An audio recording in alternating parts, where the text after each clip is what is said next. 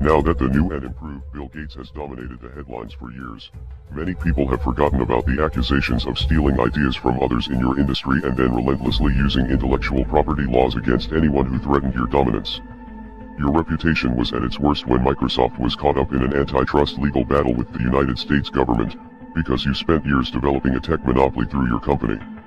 In 2001, Microsoft was forced to settle with the government and give up its monopoly of the industry, and the next year, you began shifting your time, and more importantly, your money, into the pharmaceutical industry. This time around, you have come to dominate an industry as an outsider, through stock investments and charitable organizations that are not bound to the same regulations as a publicly traded company.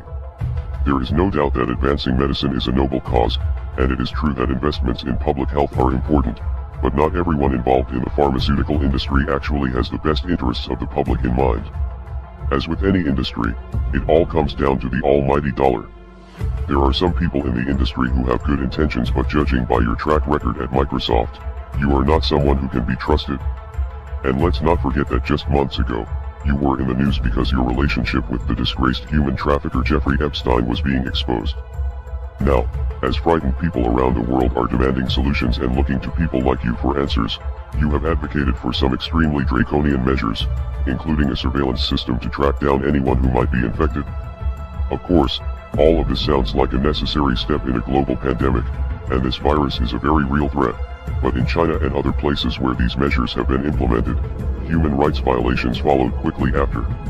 It is also very strange that for many years, your companies and foundations have been heavily involved in a project called ID 2020, something that seems very similar to the systems you have proposed in recent interviews. You may own the corporate media, but we still have the internet, and you will be exposed. We are anonymous. We are legion. We do not forgive. We do not